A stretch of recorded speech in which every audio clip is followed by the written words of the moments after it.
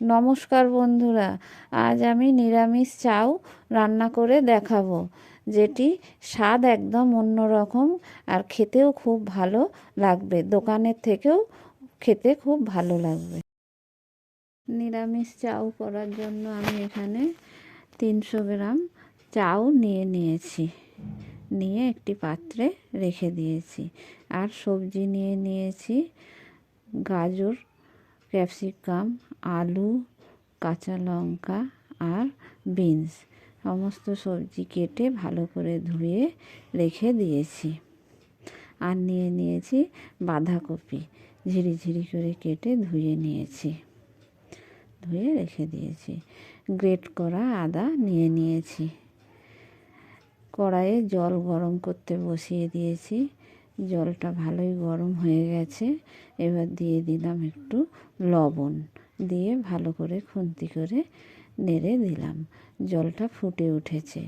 এবার আমি চাউগুলো দিয়ে দেব সেদ্ধ করার জন্য।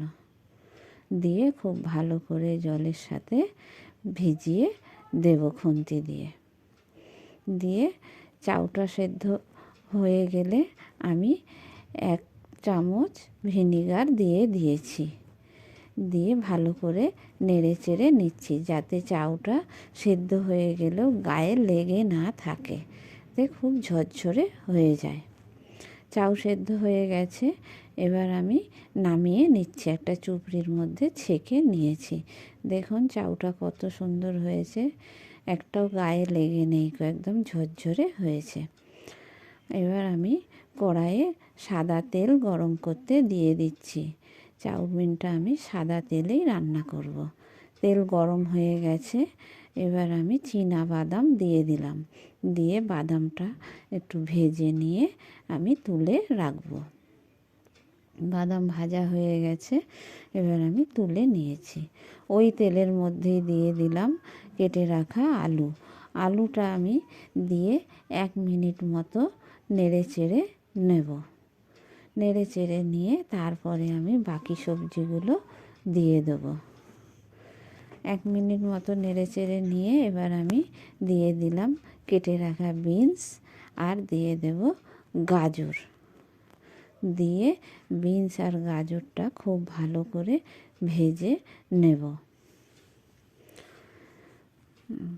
বিনস গাজরে আমি এখন লবণ দেবো না, আগে একটু ভাজা করে নেব, তারপরে লবণ দেব। প্রথমেই লবণ দিলে সব সবজিগুলো একসাথে গায়ে লেগে যায়।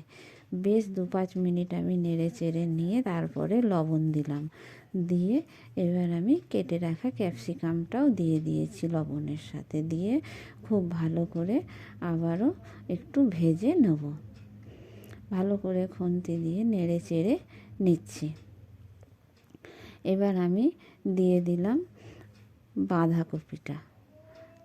বাঁধাকপিটাও খুব ভালো করে ভেজে নেব। সব সবজিগুলো আগে ভালো করে ভেজে তারপরে বাঁধাকপি দিয়েছি। দিয়ে দিলাম কাঁচা লঙ্কা, দিয়ে খুব ভালো করে ভেজে নেব। বাঁধাকপিটা পরে দেওয়ার কারণ, বাঁধাকপি দিলে অন্য কোনো সবজি ভাজা হবে না, জল ছেড়ে দেবে, সব সবজি একসাথে ঘেঁটে যাবে। এবার দিয়ে দিয়েছি গ্রেট করা আদাটা। দিয়ে খুব ভালো করে বাঁধাকপিটাও সবজির সাথে আমি ভেজে নিয়েছি। দেখুন কি সুন্দর ঝরঝরে হয়েছে, কেউ কারোর গায়ে লেগে যায়নি। ভাজা হয়ে গেছে সব সবজি। এবার আমি সেদ্ধ করা চাউটাও দিয়ে দিলাম। দিয়ে খুব ভালো করে চাউটাও আমি ভেজে নেব সবজির সাথে দিয়ে। বেশ কিছুক্ষণ নেড়ে চেড়ে ভেজে নিয়েছি। এবার নামানোর আগে আমি দিয়ে দিলাম গোলমরিচ গুঁড়ো, 2 চামচ গোলমরিচ গুঁড়ো দিয়েছি। আর ওই ভেজে রাখা বাদামটাও দিয়ে দিয়েছি।